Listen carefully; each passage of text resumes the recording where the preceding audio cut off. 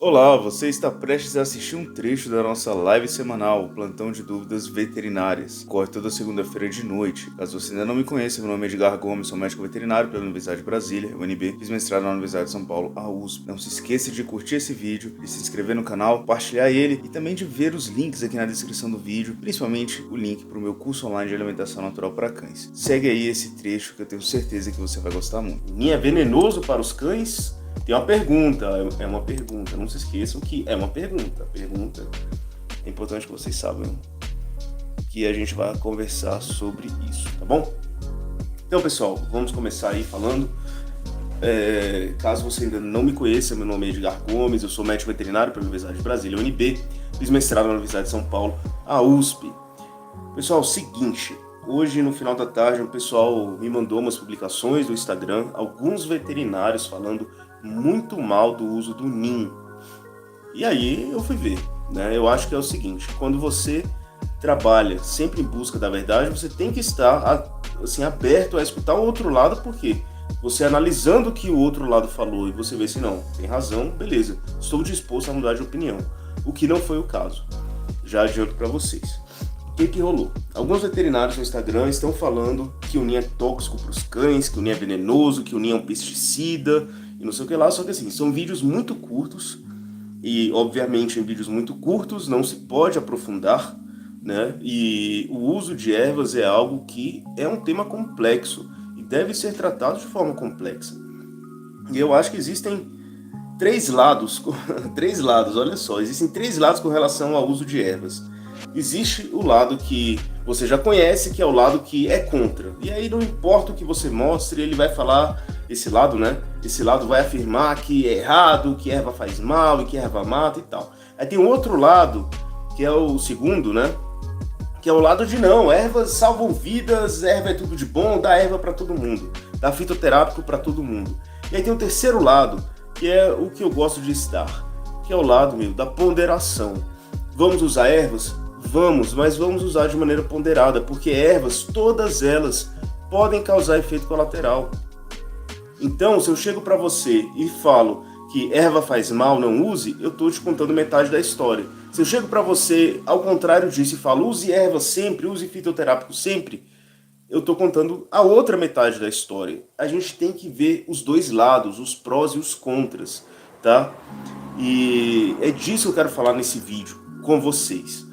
Beleza, fui lá ver as publicações, como eu falei, vídeos muito curtos, falando resumidamente que NIM é tóxico, que você não deveria dar NIM para o seu cachorro, que seu cachorro vai passar mal se ele comer NIM, porque NIM é, abre aspas, um pesticida.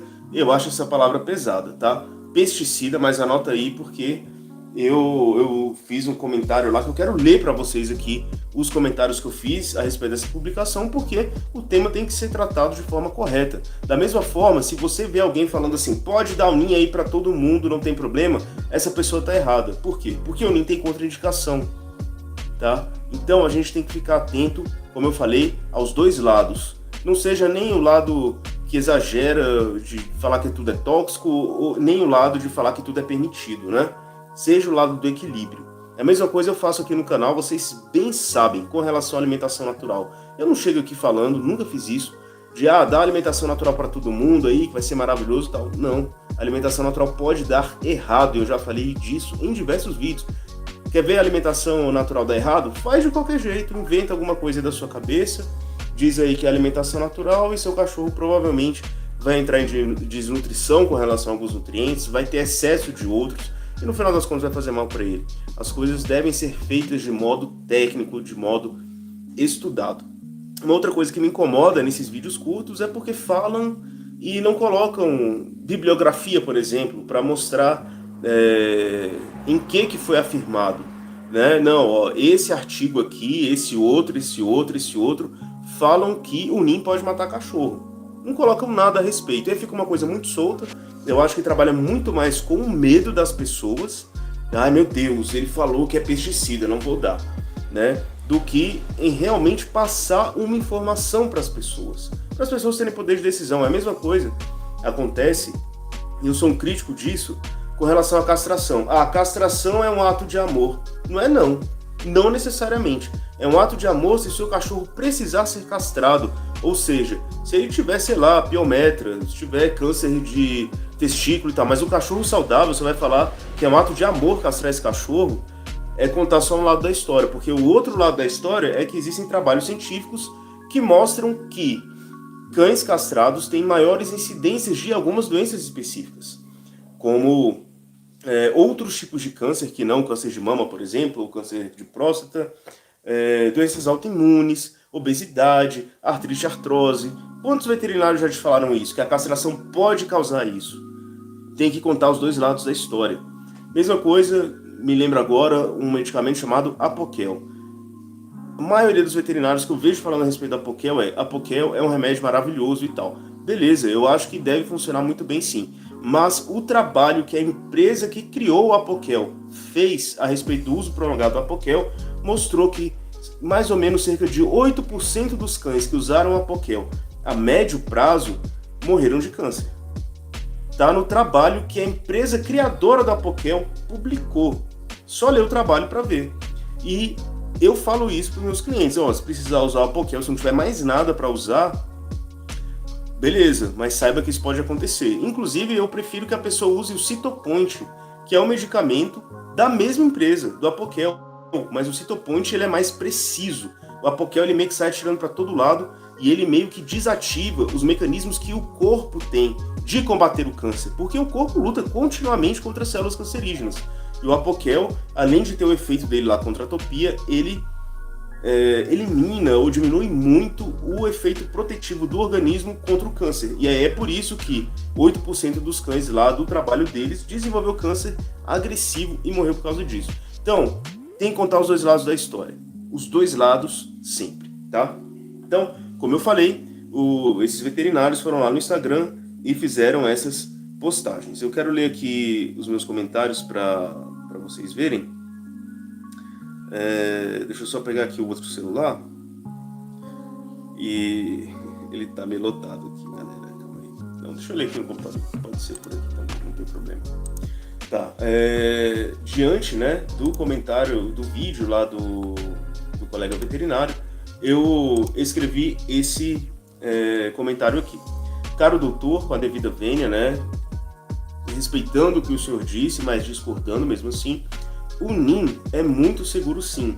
É uma planta milenar usada na medicina Ayurveda, que é a medicina tradicional da Índia, por exemplo. Dizem que o chá de Neem era a bebida favorita de Gandhi, né? Gandhi, um grandiosíssimo líder, um dos maiores homens, né, representantes do que há de bom na humanidade no século passado, Gandhi. Dizem que o chá de Neem era a bebida favorita dele. A ONU, Organização das Nações Unidas, lançou em 1992 o livro Neem, A Tree for Solving Global Problems, que, numa tradução livre, quer dizer Neem, uma árvore para resolver os problemas da humanidade. A ONU escreveu um livro com esse título. Você acha que o Neem não é importante? Quanto aos nossos pets, existe sim literatura a respeito do uso do Neem. Por exemplo, no livro Herbs for Pets, The Natural Way to Enhance Your Pet's Life, ou Ervas para Pets, uma forma natural de melhorar a vida do seu pet, esse livro fala positivamente a respeito do Neem em pets. Também o livro Nutraceuticals in Veterinary Medicine, Nutracêuticos na Medicina Veterinária, que é um livro absurdamente técnico, tem um capítulo inteiro sobre o uso do Neem. Então é claro que pode ser utilizado o Neem, claro que é benéfico o Neem. Claro, qualquer coisa pode causar efeitos colaterais e ter contraindicações. Pegue a bula de qualquer remédio, de qualquer vermífugo, de qualquer carrapaticida, etc., que lá estará a lista com diversas contraindicações e possíveis efeitos adversos, ou seja, efeitos tóxicos de cada um desses medicamentos. Mas não é por isso que tais medicamentos vão deixar de ser utilizados. Da mesma forma, o Neem e todas as outras ervas, todas têm sim contraindicações conhecidas, e aí basta não utilizar nos animais que a contraindicação ocorre. Por exemplo, chá de camomila. Chá de camomila serve para muita coisa, mas tem contraindicação. Chá de camomila não pode ser dado para cadela prenha. Se você der chá de camomila para uma cadela prenha, ela pode abortar.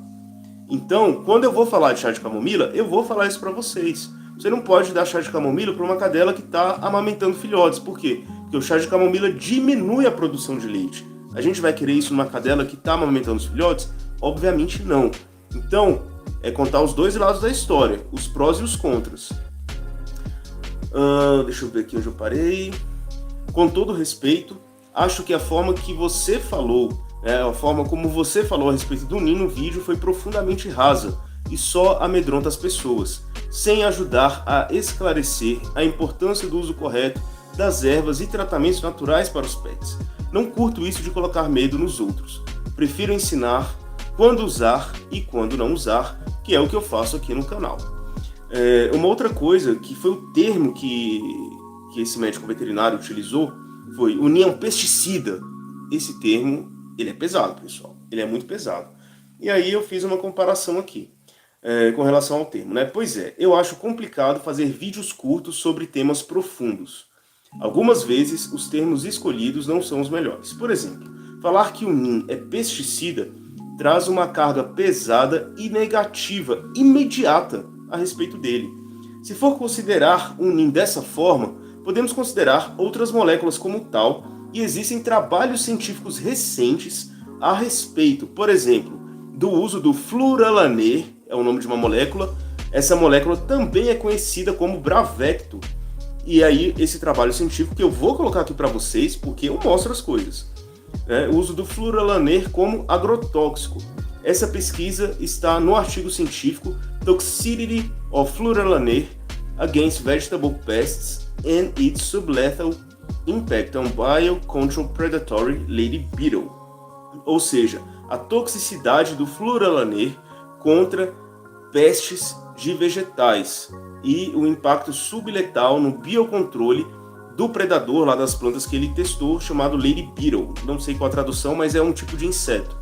E aí eu deixei a pergunta: baseado nesse artigo, a gente pode dizer, e é uma pergunta, estou perguntando, eu posso dizer então que o Bravecto é um agrotóxico por causa desse artigo?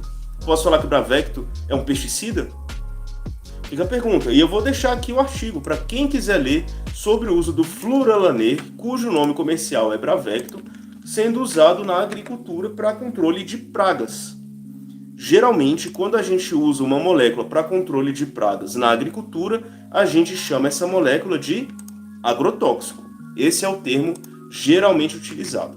Então, vou deixar aqui o link para vocês, aqui no nosso chat, para vocês lerem. Porque, galera, a gente tem que ser honesto com relação ao que a gente fala. Tá aqui o link, quem quiser ler esse artigo científico, tá aí. O uso do fluoralaner, cujo nome comercial é Bravecto, usado em plantações para controles de praga. Eu acho que, pelo raciocínio que o colega veterinário disse que o Nin é um pesticida usado em plantações, diante desse raciocínio, podemos, eventualmente, falar, com todo respeito à empresa, que o fluoralaner é um pesticida também. Eu não concordo com o raciocínio do colega de falar que o Nin é um pesticida, tá? Porque o Nin tem diversos usos. Entre eles, é usado na plantação, mas a forma que é usada na plantação é diferente da forma que vai ser usada na alimentação dos pets. Você não vai pegar a formulação de Nin da plantação e dar para o seu cachorro beber, porque existe sim a formulação de Nin para ser aplicado na plantação. Você vai dar o Nin, que são as folhas secas moídas, lá para o seu cachorro comer, e as folhas secas moídas são seguras. Tem contraindicação? Tem contraindicação. Quais são algumas das contraindicações do Nin? Cadelas prenhas, cadelas amamentando, cães que vão cruzar, tanto macho quanto fêmea, né? Se o seu cachorro vai cruzar, 30 dias antes você tem que parar de dar o Nin. Cães filhotes, até que eles completem ali o ciclo vacinal dele, tá bom? Deles, né? Terminou de dar as vacinas, tal, beleza, pode começar a dar o Nin. A princípio são essas. Tem um vídeo aqui que eu falo sobre as contraindicações do Nin, eu vou até deixar aqui, porque pode ser que eu tenha esquecido de alguma, mas essas são as principais, tá? Vou deixar aqui o vídeo para vocês verem. E é isso, pessoal, a gente tem que mostrar, como eu falei, os dois lados da história. Eu acho que é intelectualmente desonesto eu chegar e contar só um lado, só o lado que eu quero passar para vocês. Não, são os dois lados, né? Contraindicações. Temos esse vídeo E temos esse outro aqui também.